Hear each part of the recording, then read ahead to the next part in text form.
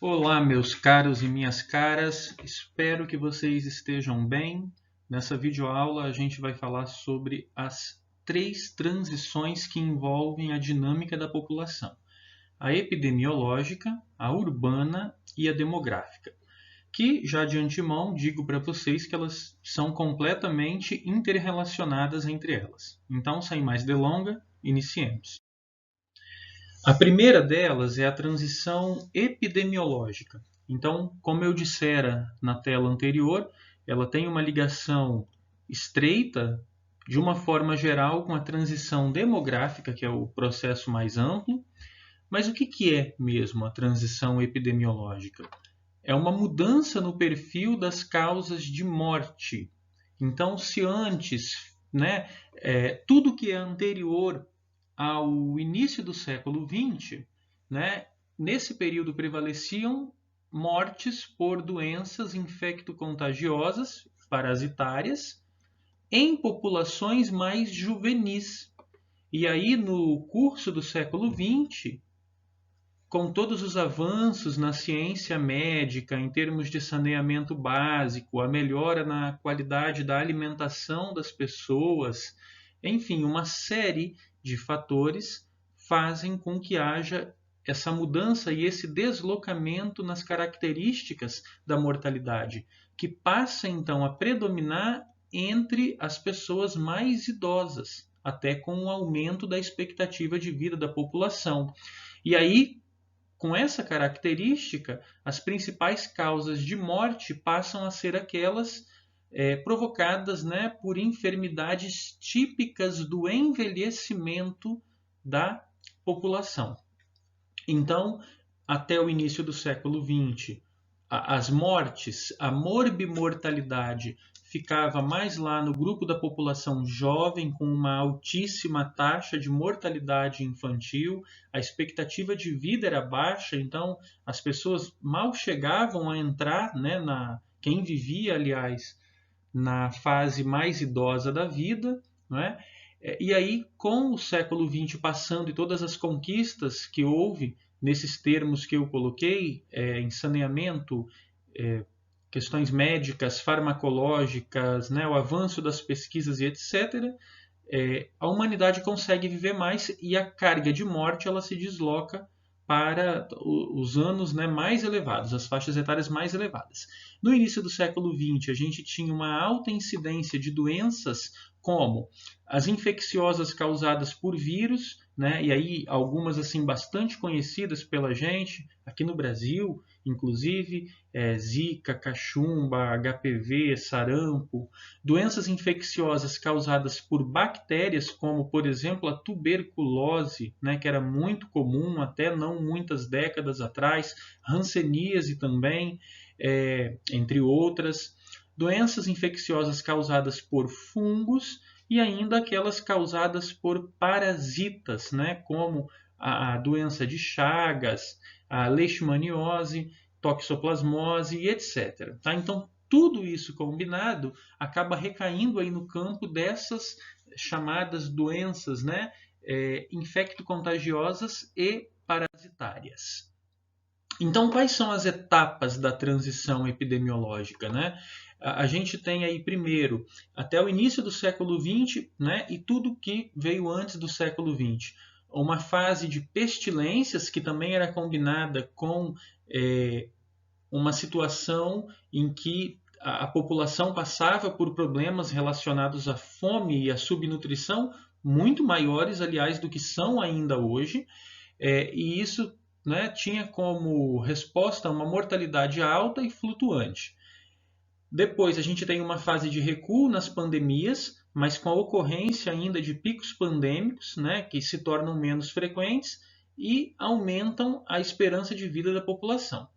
E, por fim, a fase atual da transição epidemiológica que a gente está, em que é a fase de predomínio de doenças degenerativas, doenças do envelhecimento, doenças provocadas, né? Invariavelmente as pessoas um dia vão morrer, não importa qual é a qualidade da medicina e dos avanços médicos, né, as pessoas vão morrer. Só que nessa última fase da transição epidemiológica, morre-se mais por doenças degenerativas, doenças ligadas ao envelhecimento do corpo humano, a um processo natural de desgaste do corpo humano. Então, são as cardiopatias, doenças respiratórias, as neoplasias, que são os diferentes tipos de câncer e etc. Bem como ainda também se aumentam ali o grupo de doenças, né, provocadas pelo ser humano, as chamadas mortes por causas externas, que eu já tive a oportunidade de falar para vocês também. Então, relacionadas à violência, a acidentes e etc. Bem, aí a gente tem outras questões envolvidas na transição epidemiológica. Quais são? Antes, o período da morbidade, ou seja, enquanto a pessoa ficava doente, né, era um período muito rápido. Então, a pessoa ficava doente. Ou ela se curava, ou morria. Já hoje a gente tem um quadro diferente. A gente tem um prolongamento da vida, né, a partir dos recursos médicos disponíveis, um prolongamento da vida em que as pessoas elas carregam consigo, às vezes, doenças crônicas e complicações dessas doenças crônicas por até décadas. Tá? Então, antigamente, a morbidade era rápida, se ficava doente ou morria ou se curava, e hoje não. Hoje uma pessoa pode ficar doente e pode carregar essa doença, né, por décadas até à frente ainda na sua vida. A gente tem uma substituição nas causas de morte, que antigamente prevaleciam doenças transmissíveis, infecto-contagiosas, o nome já diz, né, para as não transmissíveis, ou seja, doenças hoje, né, pelas quais as pessoas padecem, que são mais relacionadas a questões ou genéticas ou a questões comportamentais da população, o que de qualquer forma não é transmissível de uma pessoa para outra. A gente tem então um deslocamento da morbimortalidade da população jovem, principalmente infantil, para a população idosa. E também uma outra mudança é que se passa de uma situação em que antes predominava a mortalidade para agora uma situação em que predomina a morbidade. Uma pessoa pode ser diagnosticada com algum tipo de doença, né, e permanecer por muitos anos e décadas com essa morbidade.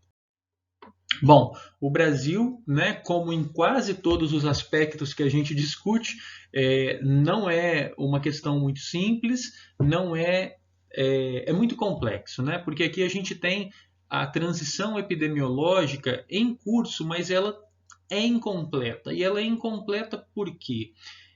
Primeiro, porque ela apresenta diferenças regionais e geográficas. Então, em algumas regiões há uma prevalência ainda mais alta de doenças infecto-contagiosas, em outras regiões e estados uma prevalência mais baixa, então não é homogêneo esse andamento e essa evolução que a gente acabou de ver na tela anterior, que diz que se passava de um cenário em que se morria mais por doenças infecto-contagiosas e parasitárias por um cenário em que se morre mais por doenças ligadas ao envelhecimento. Aqui no Brasil isso tem uma variação regional muito forte e que às vezes também é uma variação regional que a geografia explica, né? Não apenas mudando de estado, né? Mas mudam-se também as características ambientais, sociais, econômicas de uma região para outra e que podem contribuir, né, para a gente compreender melhor o porquê dessas prevalências diferenciadas aí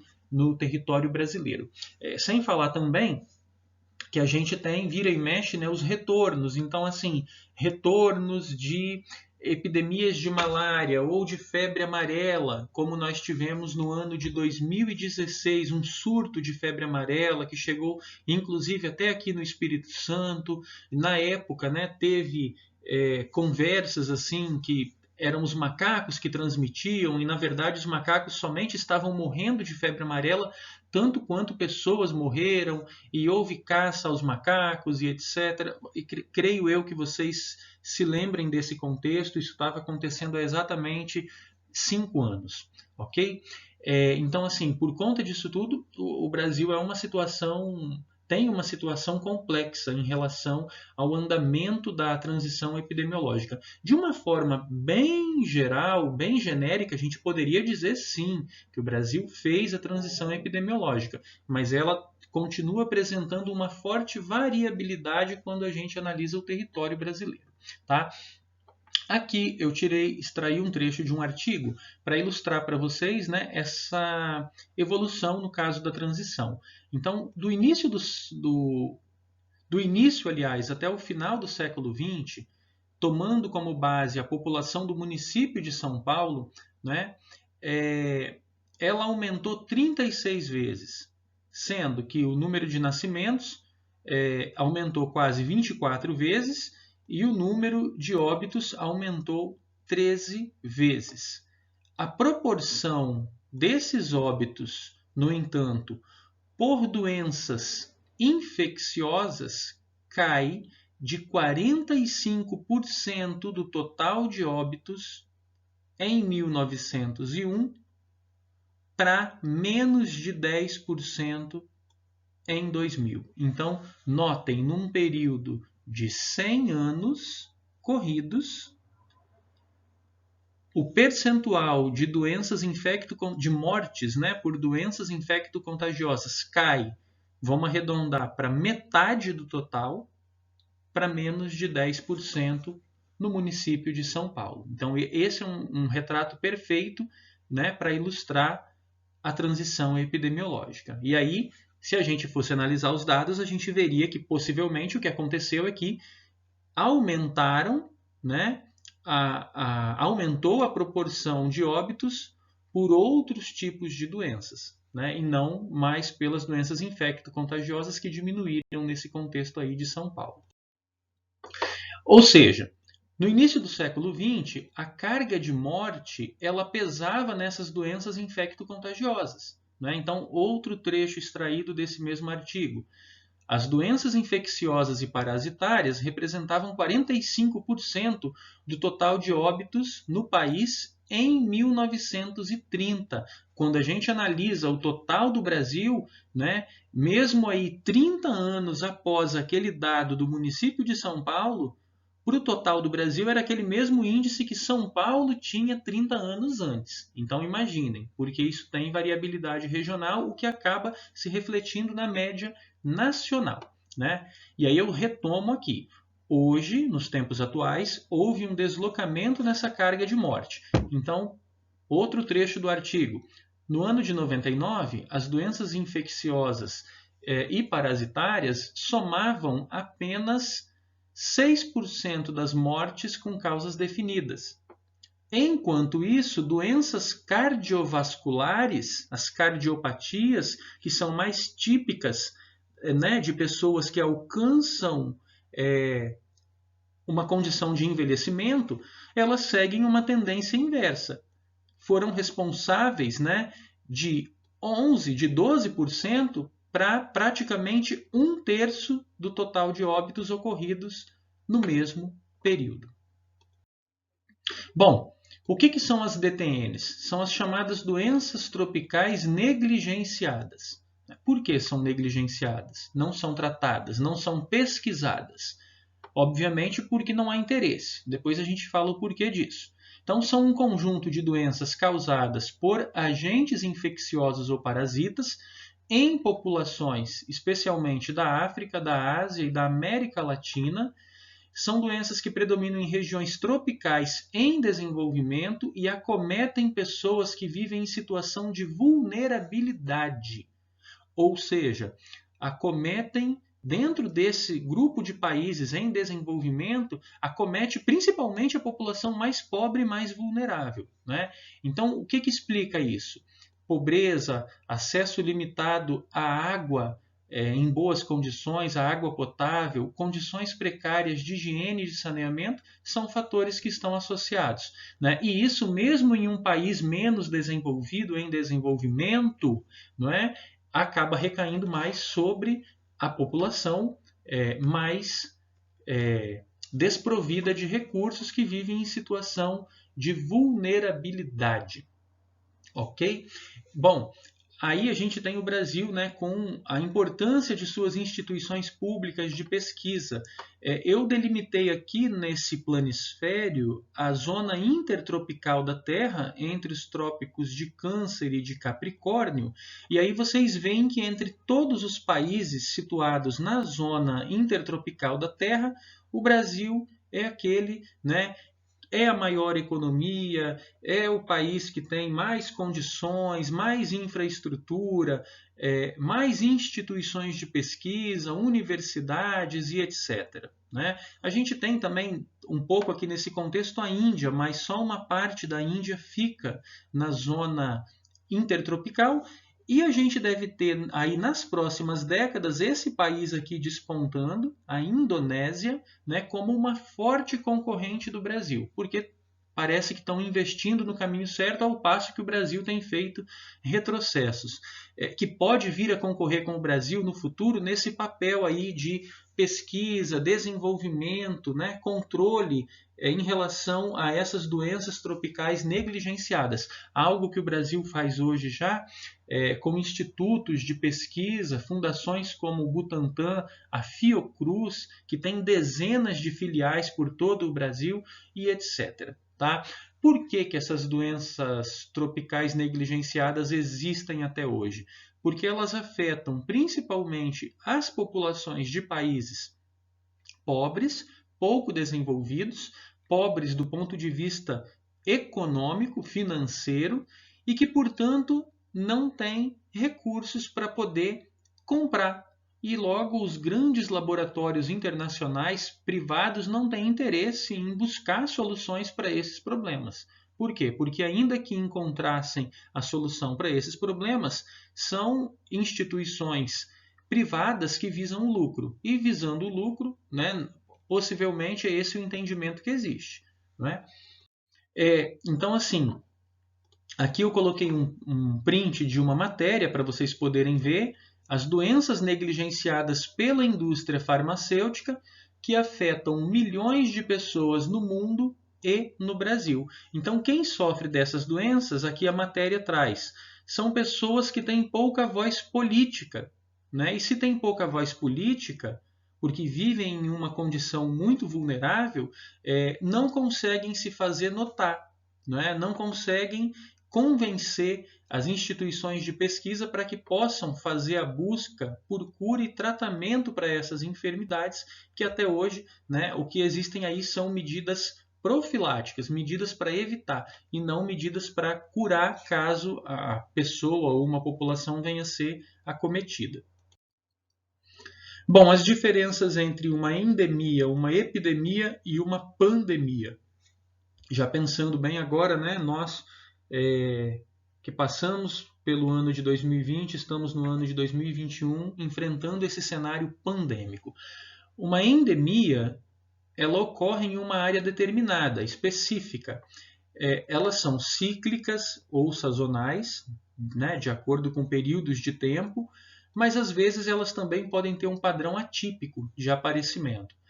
Aqui no Brasil se convencionou designar como endemias doenças como a malária, né, que hoje em dia nas regiões sul, sudeste, nordeste do Brasil, ela já está mais controlada, mas ela tem uma prevalência muito alta na região amazônica, na região norte do Brasil. Uma pessoa pode contrair malária várias vezes no decorrer da sua vida, então não é aquele tipo de doença que uma vez que você pega, você se torna imune a ela. Né? A febre amarela é uma endemia, a esquistossomose, leishmaniose, a doença de Chagas e etc. O que é uma epidemia? É quando há um aumento do número de casos, né, quando comparado à incidência desses casos em períodos anteriores. Então, ou quando tem um aumento no número de casos, ou também quando há uma extrapolação geográfica na ocorrência daquela endemia. E aí ela se transforma numa epidemia, ou porque aumentou os casos, ou porque está atingindo uma área mais ampla, onde ela não costumava ocorrer. E aí a gente chega a uma pandemia, que já seria o quê? Uma epidemia de dimensões globais. Bom, terminada essa transição epidemiológica, que basicamente é o quê? Uma mudança no padrão de mortalidade da população, tanto em relação à idade, quanto também em relação, principalmente, às causas pelas quais a população morria e morre. A gente passa a falar da transição urbana. Né? E vocês acredito que já tenham estudado em geografia urbana um pouco disso, né? Mas aí a gente fala especificamente no que diz respeito à população, enquanto sujeito, né, desse fenômeno urbano, se a gente poderia dizer assim. Bom, a transição urbana ela é consequência do processo de urbanização, que por sua vez está ligado ao processo de industrialização. Claro que existem cidades no mundo, né, a gente poderia dizer aí há vários milênios, 7, 8 mil anos, mas apenas com a Revolução Industrial começa-se a assistir um processo paulatino de transferência de população do campo para essas áreas consideradas urbanas, para as cidades. Né?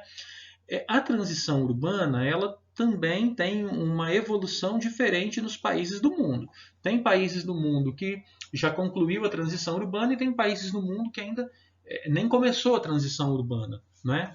Então, assim, ela tem andamento diferenciado nos países do mundo. E se a gente pega um país grande e heterogêneo como o Brasil, todas as suas diversidades, a gente vai ver isso ocorrendo aqui no nosso país também, quando a gente compara estados e regiões brasileiras.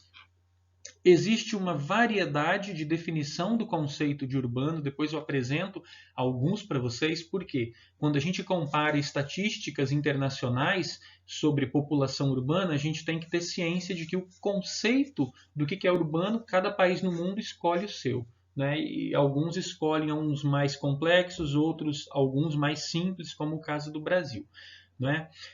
Então, assim, um outro ponto importante é que a transição urbana ela não é só a mera transferência de um efetivo, de uma quantidade de população do campo para a cidade, né? Aumentando o peso proporcional da população urbana dentro da população total. Não é só isso. Ela também tem desdobramentos socioeconômicos, culturais, demográficos e ambientais. Tá? Que só isso, esses desdobramentos, aí seriam assunto para livros e livros e teses, né? Mas a gente, por exemplo, tem visto nas abordagens que temos feito o papel da urbanização na redução da taxa de fecundidade, por exemplo, né? A partir de uma série de razões que a urbanização provoca, né? Uma delas é o mais alto custo de vida que se tem na cidade. Não é? Então, assim, a unidade familiar passa a custar mais do que quando a família vivia no campo, em que havia uma relativa autossuficiência nos recursos necessários para a sobrevivência. Também contribui para reduzir a fecundidade a partir do ponto de vista que uma população mais urbanizada aumenta, né, o seu acesso à escolaridade, aumenta a diversificação dos projetos de vida e etc. Então, o fato de haver uma transição urbana e de um percentual cada vez maior de população viver nas cidades e outras áreas urbanas também, né, não só nas cidades, mas sedes de distritos e etc., outros aglomerados, provoca não apenas de uma forma simples, né? Houve um deslocamento populacional e uma inversão nas proporções de população urbana e rural. Não, tem muitos outros efeitos e desdobramentos. E aqui eu deixo uma pergunta: há uma tendência contrária? Sim, pode haver uma tendência contrária que eu também já tive oportunidade de abordar brevemente com vocês, o chamado êxodo urbano, né? Pessoas que se cansaram de viver em cidades, principalmente nas grandes cidades, que querem fazer uma experiência diferente de vida, que querem se reconectar com a natureza, que querem sair do caos que às vezes as grandes cidades têm, e aí tem essa tendência tanto do retorno de pessoas para a zona rural, pessoas que nasceram na zona rural, que em algum momento fizeram o êxodo rural e que agora, né, fazem o êxodo urbano, então querem essa reconexão, fazem o retorno. Também a tendência ali ela é incrementada por pessoas que não têm nada a ver com a zona rural, que não nasceram lá, que não viveram, mas que querem viver a experiência, né? Isso é muito comum em outros países, países europeus principalmente, mas aqui no Brasil também parece que tem se iniciado e a pandemia de Covid-19 veio para aumentar essa tendência, ok? E ainda uma outra tendência, que aí não seria necessariamente um êxodo urbano, mas seria um êxodo metropolitano. Então, assim, as pessoas não é que deixam a zona urbana e vão para o campo, mas elas deixam as grandes metrópoles e vão para cidades pequenas e médias, onde elas consideram que há melhores condições de vida, né, em termos ambientais, sociais e etc. Tá? Então, existem tendências contrárias, que precisam inclusive ser mais bem estudadas, mais bem compreendidas, inclusive pelos instrumentos de investigação, no caso, censos e outras pesquisas amostrais. Bem, a respeito da variedade do conceito do que é urbano, aqui a gente tem um relatório da ONU de 2018, olha, com, né, os critérios que são usados para definir o que é urbano. Então, assim, a gente tem um número de países que usam esses critérios, né, essas definições. Então, países que usam apenas um critério para definir. E aí a gente tem quais critérios são esses, né? Que podem ser administrativos, como é o caso do Brasil, usa uma lei que decretou o que é urbano e o que não é urbano. Uma lei, inclusive, bem antiga, de 1938, na época do Estado Novo de Getúlio Vargas, né? Então, parece aí algo bem deslocado do nosso tempo e das dinâmicas espaciais que a população brasileira tem.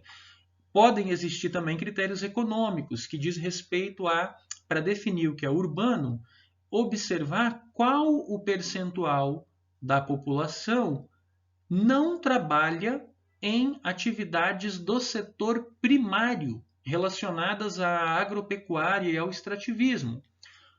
Outro critério também pode ser o de tamanho da população e densidade. Tem países que usam esse, olha, só é urbano se tiver uma densidade demográfica mínima, a partir de um número X, ou um tamanho mínimo da população, a despeito da densidade. Outros países usam as características e estabelecem o que seria uma característica urbana, e aglomerados que têm essas características vão ser considerados urbanos. E aí a gente tem países, né, que complexificam isso e que vão usando 2 critérios, ou que usam uma combinação de 3 critérios, ou até mesmo países que usam uma combinação de 4 critérios, né? O caso do Brasil, uma das mais simplistas do mundo, porque além de ser um critério único, né, é um critério administrativo e que ainda está, quer dizer, ele é pouco técnico, ele é um critério normativo e jurídico, é uma lei, né, e que ainda por cima está muito defasado no tempo. Né? Então a gente tem outros países com outros critérios, inclusive com combinação de critérios. Mas olha que interessante, a gente também tem países em que não precisa ter critério nenhum, porque toda a população é considerada urbana. Né? Então não há necessidade de critério nenhum para definir o que é urbano. Então são países como Singapura, que é uma cidade-estado, o Vaticano, que é uma cidade-estado. Né? Então, o que é uma cidade-estado no ordenamento jurídico internacional? Né? É um país em que todo o território daquele país coincide com a área de abrangência de uma única cidade. Tá? Então se diz cidade-estado. Singapura, Vaticano, né? Mônaco também é um país que é inteiramente urbano. Né? E aí nessa lista aqui, como ela é uma lista não só de países, mas ela também traz áreas, tá aqui, vou tentar marcar em vermelho agora, áreas, né? Diz que existem 12 no mundo. Eu me recordo de, enquanto países, esses 3, Mônaco, Vaticano e Singapura. Áreas, né, que podem ser regiões autônomas, regiões administrativas especiais, A gente poderia citar Macau, na China, que é 100% urbano, Hong Kong, na China, que é 100% urbano, e seriam áreas. Não são países, são regiões autônomas, do ponto de vista administrativo, são especiais, têm autonomia dentro desses países. E a gente ainda tem um grupo aí de países que não tem definição ou que a definição não é clara. Então, estão vendo como que isso é complexo quando a gente analisa o mundo como um todo? E aí, voltando a falar do mundo como um todo, eu coloquei esse gráfico para vocês observarem como que é feita, né, então, a nossa transição urbana a nível mundial. Quando que o mundo atingiu ali 50% de população urbana? Foi lá por volta do ano de 2008, tá? Que foi no ano também em que, na China, o país mais populoso do mundo, né, a maioria simples da população passou a viver em cidades. E aí, com essa transição na China, acaba que transiciona todo o restante do mundo, visto que 1 em cada 6 pessoas no mundo é chinesa, né? Mas analisem como que a gente parte dos anos 60, né? A média mundial de urbanização era ali de 33%. E quando a gente chega aqui em 2019, no final, o último ano aqui é 2019, a gente chega aí aproximadamente em uns 56% de população urbana. Essa é uma média mundial e varia fortemente de país a país. Então, eu coloquei aqui para vocês um mapa com os intervalos de classe dos níveis de urbanização da população. E aí eu marquei aqui a Suíça. Essa é a taxa de urbanização da população suíça, 74%. Por quê? Porque eu já quero trazer uma reflexão, que é a seguinte: necessariamente o nível de desenvolvimento socioeconômico de uma população não é correlacionado com maiores níveis de urbanização dessa população. Então, não há correlação direta entre uma população ser de um país desenvolvido e também ser urbanizada. A Suíça, por exemplo, e a maior parte dos países europeus têm índices de urbanização inferiores aos índices de urbanização do Brasil, que hoje é de 86%, a média brasileira, 86%. Tá? Então, assim, claro também que não existe país super desenvolvido com 15, 20% de população urbana, mas o que eu quero dizer é que há variabilidade dentro disso aí, né? Existem países que estão em vias de desenvolvimento, chamados emergentes, e que ainda têm níveis altos de urbanização, mais altos do que de países que já atingiram o topo do desenvolvimento socioeconômico, ok? Aqui eu coloco também alguns países selecionados, e aí vocês podem ver, inclusive, essas variações. A gente tem aqui países, olha, como o Burundi, no continente africano, que mal iniciou a transição urbana, né? Cerca de 13% da população lá é urbana apenas.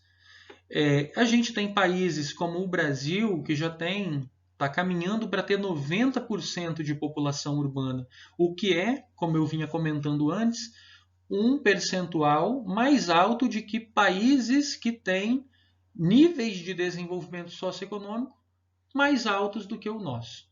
Tá? E aí coloquei outros para vocês acompanharem a evolução nessas taxas aí. Aqui a gente tem mapas comparando na década de 40 e 2010, com dados do censo, né, a dispersão da população urbana no Brasil. Então, notem que na década de 40, antes da construção de Brasília, antes da construção de rodovias que passaram a cortar, cruzar a região centro-oeste, a região centro-oeste era uma região, né, que era um vazio demográfico, né, muito pouco povoada e logo muito pouco urbana também. E aí em 2010, né, como que isso muda já? A gente vê a presença de grandes aglomerados como, por exemplo, Goiânia, em Goiás, Brasília, no Distrito Federal, a emergência aqui de uma metrópole amazônica, no caso Belém, e também o surgimento de uma outra metrópole amazônica, no caso Manaus,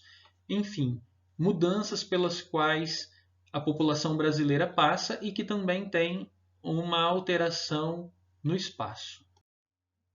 Então aqui a gente tem o comportamento, né, da população urbana do Brasil. Ela sai ali em termos absolutos, né, de 20 milhões de habitantes em 1950 e passa a ser de aproximadamente 140 milhões de pessoas vivendo em cidades no ano 2000, ao passo que a população rural ela tem uma queda em termos absolutos. Em termos percentuais, essa queda é ainda maior. Aqui a gente tem mapas comparando o Brasil tanto por taxa de urbanização quanto por taxa de ruralização. Então, primeiro por taxa de urbanização.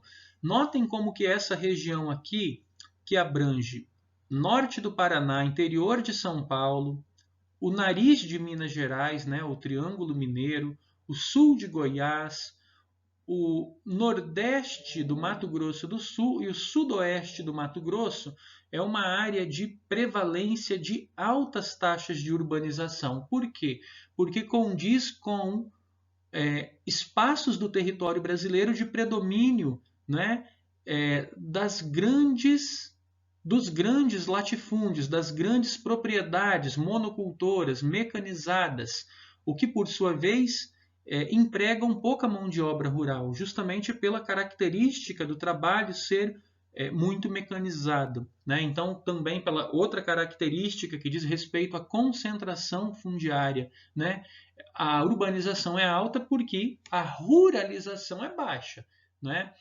E aí, se vocês observam o mapa aqui do lado de ruralização, condiz com o que eu estou dizendo. Essa região apresenta uma ruralização da população muito baixa.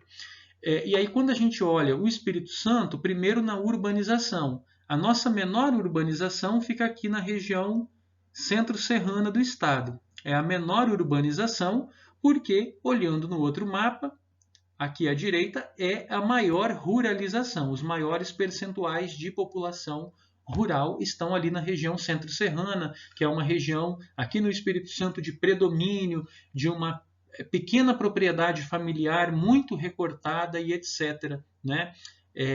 Difere um pouco das demais regiões do estado, principalmente do extremo norte do Espírito Santo, onde há um padrão fundiário diferente, né, com ali uma tendência à concentração um pouco maior. Nessa tela aqui a gente tem a evolução, né, de censo a censo dos percentuais de população urbana das regiões brasileiras. Tá?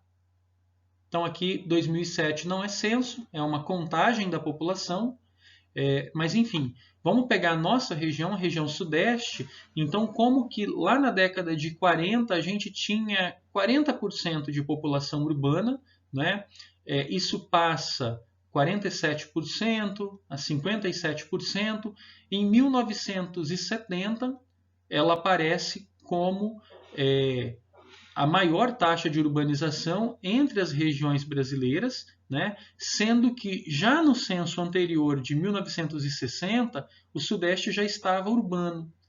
Ao contrário, a média nacional só acontece, né, a partir de 1970, tá? Quando, pela primeira vez ali, mais da metade da população brasileira foi apontada como morando em áreas urbanas. Tá?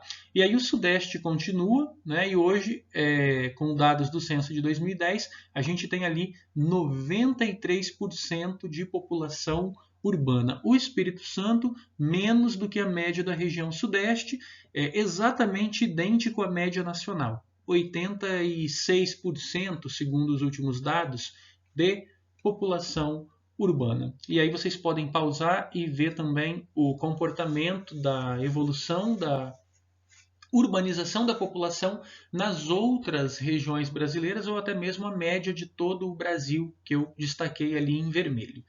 Aqui abaixo a gente tem um mapa espacializando por estado o comportamento da taxa de urbanização de acordo com dados de 2010. Aqui vocês têm os intervalos de classe para poder analisar. Então, análise rápida, os 3 estados menos urbanizados em que a população urbana não chegava a 70% em 2010 eram Pará, Maranhão e Piauí. E os estados mais urbanizados, né, em que a urbanização da população passava de 90%, eram São Paulo, Rio de Janeiro, Goiás, sendo que dentro de Goiás também está incluído o Distrito Federal. Aí a gente chega finalmente ao Espírito Santo para poder ver aqui no nosso estado o comportamento das taxas de urbanização. Então, lembram? Telas anteriores eu disse para vocês a respeito das menores, né, taxas de urbanização que a gente tinha em um conjunto de municípios na região centro-serrana do estado. Tá? Claro que aparece um ou outro município também com predomínio de população rural ainda no norte, né, norte-noroeste, como Vila Pavão, Águia Branca, Governador Lindenberg, Vila Valério e Rio Bananal. Mas a grande concentração deles mesmo fica aqui na região centro-serrana. Né? Municípios que, com dados do censo de 2010, eles ali mal alcançavam 40% de população urbana. Em contraposição, a gente tem municípios com médias de urbanização acima da média estadual, com dados de 2010. E aí são todos municípios da Grande Vitória, né, incluindo também o município de Guarapari, né, na região metropolitana da Grande Vitória, a metrópole expandida norte, que diz respeito aos municípios de Aracruz e Linhares, ainda se inclui aí Colatina, Cachoeiro de Itapimirim, Piúma, que é um município, é o menor município do estado, é menor do que Vitória, e Pedro Canário, no extremo norte, que é um município de extrema concentração fundiária. Então é entendível, né, por conta disso, é compreensível a alta urbanização. Quanto maior a concentração fundiária, né, ela se correlaciona positivamente com a urbanização. Quanto maior a concentração fundiária, maior o nível de urbanização da população. E aí a gente chega à nossa última transição, que é a transição demográfica, né? Que seria então esse conceito mais amplo, que dentro da transição demográfica a gente tem inclusive os desdobramentos da transição epidemiológica e da transição urbana contribuindo para a demográfica. Então, ela é o quê? É uma mudança no comportamento da população, né? Por conta da evolução das tendências de natalidade e mortalidade, que leva a uma alteração da participação dos grandes grupos etários na população total. Né? Então, como que isso se dá? Vamos ver aqui nesse modelo os 5 estágios da transição demográfica. A gente tem um estágio 1, que alguns autores chamam também de regime antigo. Como que era o regime antigo? A gente tinha regime assim que predominou até após o fim da Revolução Francesa e o início da Revolução Industrial. A gente tinha uma alta taxa de natalidade, mas em compensação, porque não existiam métodos, né, de contracepção modernos, eficazes, mas em compensação tinha-se também uma alta taxa de mortalidade, principalmente a mortalidade infantil, que a gente já estudou como que ela varia, né, em função de que ela varia. A natalidade era alta, mas a mortalidade também. Elas se anulavam, mas elas se anulam por cima, elas se anulam sendo altas. De qualquer forma, resultava em uma população que tinha um crescimento baixo, que crescia mas era um crescimento baixo, ok? Um crescimento, como está aqui embaixo, olha, lento ou até mesmo estável. E aí, qual é o tipo de pirâmide etária representativo desse regime antigo, né? Desse estágio 1 da transição demográfica? Era a pirâmide, né, em que havia esse formato mesmo piramidal, indicando alta natalidade, mas também alta mortalidade, por isso as pessoas não chegavam até as fases mais avançadas da vida, tá? Em seguida, a gente tem o estágio 2, é um estágio em que a natalidade continua alta, e aí eu vou destacar a linha da natalidade aqui no gráfico, ela continua alta, porém a mortalidade começa a cair e passa por uma queda rápida. A mortalidade caindo e nascendo muita gente, a gente entra em um período de explosão demográfica. Então, do boom populacional, né? E aí isso vai se traduzir em uma pirâmide etária que representa uma população em rápido crescimento. Também com aquele formato piramidal, mas agora na parte da pirâmide que representaria a população adulta, a gente não tem mais aquela curva, ela é simplesmente reta. As pessoas vão nascendo e, em função, né, da taxa de mortalidade caindo, as pessoas vão vivendo, ok? No terceiro estágio, a gente tem a mortalidade que ela começa a cair. Ela se mantém em níveis altos, mas ela começa a cair, tá?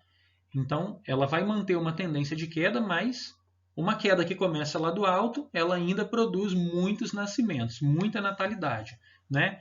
E a mortalidade, ela começa a apresentar uma queda mais lenta. Então, com isso, o crescimento ele continua forte, mas ele diminui em relação ao estágio anterior. E aí a gente também vê como que isso se reflete na nossa pirâmide etária. Por fim, a gente chega no estágio 4, em que tanto natalidade quanto a mortalidade são baixas. Então, o crescimento ele é baixo, ele se estabiliza. O crescimento é baixo porque a natalidade e a mortalidade elas quase que se anulam, mas agora elas não se anulam por cima, igual no estágio 1. Elas se anulam por baixo, ambas sendo baixas. E aí, com isso, a gente tem uma pirâmide etária de uma população, né, que se estabiliza.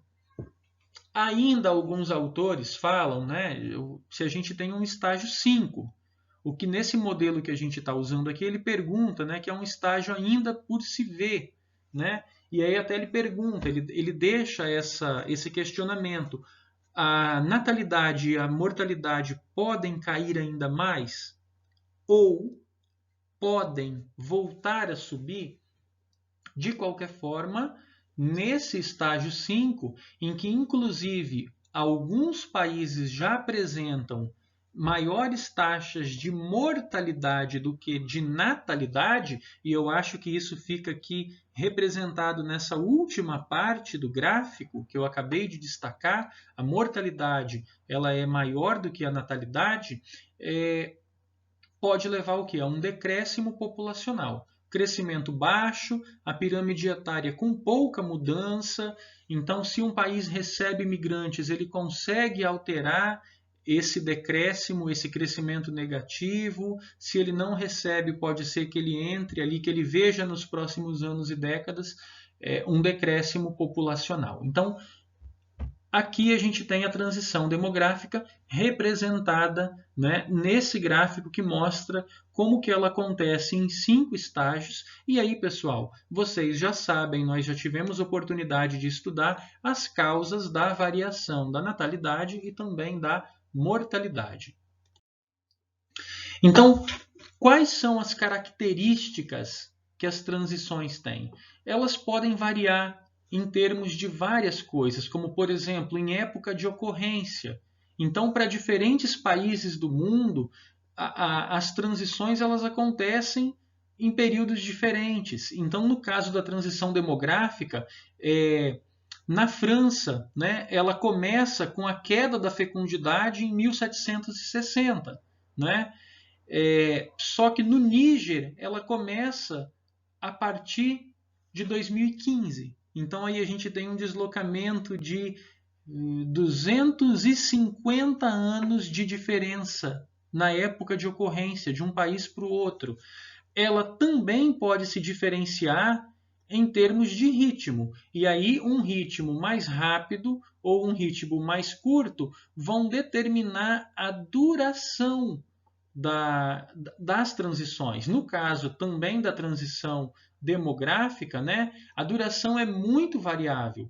Então, assim, até que os países alcancem um índice de fecundidade de reposição populacional, que é de 2,1 filhos por mulher.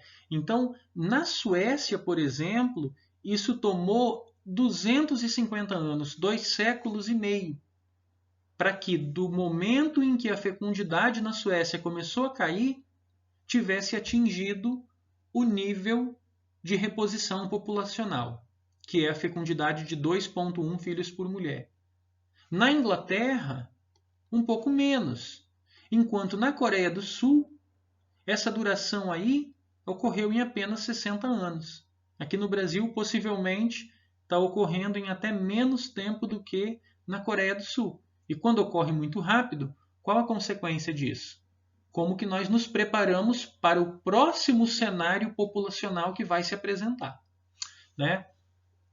Então, assim, ela também varia em termos de efetivos, em termos de quantidade de população envolvida nisso, né, nessas taxas de crescimento e etc. E também varia em função das causas, né? A gente sabe quais são as causas que interferem na natalidade e na mortalidade, mas essas causas elas necessariamente não são, não tem o mesmo peso para todos os países. Em um país prevalece mais um tipo de causa, em outro país prevalece mais outro tipo de causa e etc. Bom, aí vamos falar um pouco da transição demográfica brasileira e vamos falar sério, né? O Brasil ele teve o perfil demográfico totalmente transformado. Então, a gente passa de uma sociedade que era majoritariamente rural, tradicional, com famílias numerosas e um risco de infância, de morte na infância muito elevado, mortalidade infantil muito alta, a gente passa para uma sociedade predominantemente urbana, que tem arranjos familiares diversos, por exemplo, famílias com filhos, sem filhos, unipessoais, quer dizer, um domicílio onde mora uma pessoa só, famílias homoafetivas, entre outras categorias. E aí um risco de morte na infância reduzido. Como a gente já teve oportunidade de ver, a mortalidade infantil se reduziu muito e agora a carga de morte, né, ela fica lá mais nas etapas finais da vida mesmo. Nesse processo de transição, destacam-se a redução da mortalidade por doenças infecciosas e parasitárias e o aumento da importância das doenças crônico-degenerativas, muitas delas tendo como fatores de risco aqueles que são associados às condições de vida em grandes áreas urbanas, como o sedentarismo e o estresse. Então, doenças crônico-degenerativas, como aquelas que eu mencionei, as cardiopatias, doenças respiratórias, do aparelho respiratório, as neoplasias, que estão muito ligadas ao estilo de vida. E aí a gente poderia se questionar como que o espaço geográfico oferece qualidade de vida às pessoas, como que o espaço é pensado para oferecer qualidade de vida para as pessoas incorrerem menos nesse risco de desenvolver essas doenças, né, crônico-degenerativas. Esse trecho que a gente acabou de ver, ele relata o quê? O que a gente viu lá no início dessa videoaula de hoje, que é a transição epidemiológica. Continuando, o maior acesso da população a redes gerais de água, esgotamento sanitário, ou seja, aquilo que a gente chama de saneamento básico, maior acesso à atenção à saúde, as pessoas podem reclamar que hoje não é como elas gostariam que fosse, no passado nem havia, né? nem havia acesso à saúde público e gratuito. As campanhas de vacinação, entre outras ações de saúde pública, foi que contribuiu decisivamente na redução dos níveis de mortalidade no país. Consequentemente, isso se reflete no aumento da esperança de vida da população brasileira. Continuando, um outro aspecto da nossa transição demográfica. No que se refere à fecundidade, a escolarização das mulheres, a inserção no mercado de trabalho, especialmente na área urbana, são alguns dos fatores associados à rápida redução da fecundidade, entre outros que nós também já vimos. O empoderamento feminino, diversificação dos projetos de vida, o alto custo de vida na zona urbana, enfim, o acesso maior a bens e serviços, inclusive uma questão filosófica chamada hedonismo, que muitas pessoas têm, que é colocar o eu na frente do nós. Então, por exemplo, o pensamento hedonista, do ponto de vista populacional, ele se pergunta: para que ter filhos ou ter muitos filhos se o que eu investiria em um filho eu posso investir para mim e viver melhor e ter coisas que eu não teria,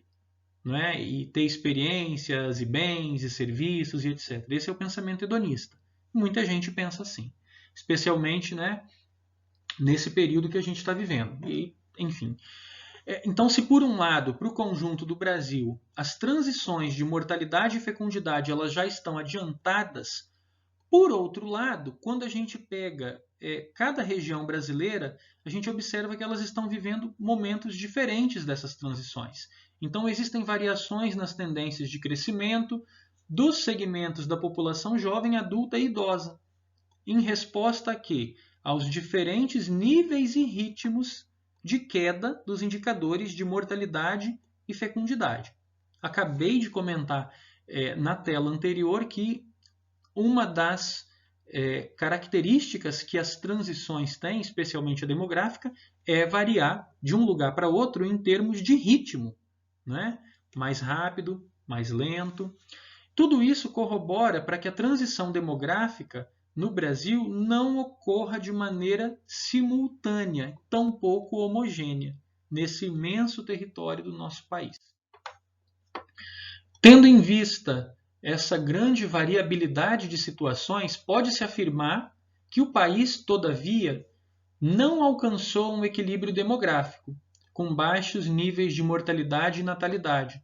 Ainda que os níveis de fecundidade tenham caído abaixo do nível de reposição na maior parte do nosso país, ainda há diferenças segundo a idade da mulher, segundo o local de residência e as condições socioeconômicas que persistem no seio da sociedade. Dessa mesma forma, a mortalidade, sobretudo a mortalidade infantil, ela varia muito e ela ainda se encontra em patamares elevados quando a gente compara com países, né, que têm nível de desenvolvimento socioeconômico semelhante ao brasileiro, além de ter as variações regionais e também de acordo com características socioeconômicas. Isso ficou bem retratado quando nós pudemos já falar sobre a mortalidade infantil e eu apresentei para vocês um dado. O dado que o Espírito Santo, que é o estado que tem a menor taxa de mortalidade infantil do Brasil, a nossa, Capixaba, é 3 vezes menor do que a do Amapá, que é o estado que tem a maior mortalidade infantil do Brasil. Então, isso ilustra bem essas enormes desigualdades regionais que o texto está falando aqui. Continuando, se por um lado as doenças infecciosas deixaram de ser a principal causa de morte na infância, por outro lado, a gente ainda tem problemas, como por exemplo a prematuridade, outras afecções perinatais, e isso revela que o Brasil ainda tem muito para avançar para melhorar a qualidade do atendimento prestado pelos serviços de saúde no período pré-natal e no parto. O momento atual dessa transição demográfica, ele proporciona ao nosso país condições muito favoráveis, proporciona o chamado bônus demográfico, que é um outro nome para aquilo que eu já introduzi para vocês pela denominação de janela de oportunidades ou janela para o desenvolvimento, tá? São 3 termos que são sinônimos. Então, esse é o momento. Eu tive a oportunidade já de falar para vocês. As condições elas estão muito favoráveis do ponto de vista demográfico. Só que eu também comentei naquela oportunidade que, ironicamente, infelizmente, a gente está passando por esse bônus, quer dizer, por esse presente, né? Sem que a gente consiga fazer o dever de casa. Estamos vivendo crises que já antecedem, inclusive, a crise sanitária e pandêmica atual, crises econômica, política e institucionais, e não estamos aproveitando o nosso bônus demográfico, a nossa janela de oportunidades, a nossa janela para o desenvolvimento. Então, esse momento especial que toda a sociedade experimentou, experimenta ou deverá experimentar, se caracteriza, como eu já expliquei também, pela redução da razão de dependência e da sua relação com a população em idade ativa, né? Daqui a alguns anos, essa relação com a população em idade ativa, ela vai voltar a aumentar. E quando isso acontecer, muito provavelmente, infelizmente, nós não teremos conseguido ter feito o dever de casa. Como eu disse já também naquela oportunidade, esse bônus demográfico, essa janela de oportunidades tem data para abrir, em que se abriu, e tem data para fechar. Bom, existem críticas ao modelo clássico da transição demográfica, né? Então a gente precisa ter em conta aí a universalidade do processo. E eu já pude mostrar para vocês que ele não é um processo homogêneo em todo o mundo, né? Cada país tem o seu ritmo, a sua duração, a sua época de início, tá? Então temos que ficar atentos a isso. Não é universal. Também ele é um sistema fechado que considera apenas o crescimento vegetativo, ou seja, não estuda as relações entre a migração e a duração do processo. Então, suponhamos que no decorrer do processo de transição demográfica, um determinado país, uma determinada região, possa ter sido afetado por um processo migratório, de entrada ou de saída da população, depopulação. E isso pode alterar a duração. Pode tanto apressar que a transição demográfica se conclua, caso esse país, essa região perca população, porque geralmente quem migra é a população em idade mais jovem, como também pode atrasar, caso esse país ou essa região receba muitos imigrantes, que dado esse perfil de seletividade migratória, como eu já disse, é uma população mais jovem também que migra. Uma outra crítica é que um modelo focaliza a natalidade e a mortalidade e não o que as pessoas fazem durante aquele tempo em que elas vivem, durante as idades em que elas têm nesse processo. E também não observa muito a diversidade cultural. Quando a gente compara ali, né, países que são muito diferentes entre eles, a gente tem que, quando aparecem aquelas diferenças que às vezes são gritantes, a gente tem que sempre ter uma pulga atrás da orelha e perguntar, mas qual fator ou quais fatores podem explicar isso, né? E um deles possivelmente está na diversidade cultural. Então, com isso, nós terminamos essa aula sobre as transições.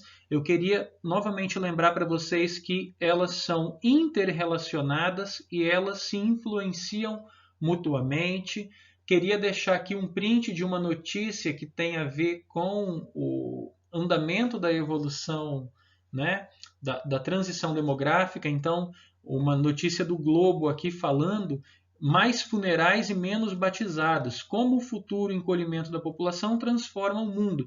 E aí, falou em funeral e batizado, eu lembrei de uma pesquisa que eu fiz há bastante tempo, lá no local em que eu nasci, em que eu comparei os registros de batismo e de sepultamento, né, entre 2000 e 2007, e eu descobri que eles se anulavam nesse local lá onde eu nasci, para um estudo que eu fiz no ano de 2007 e 2008.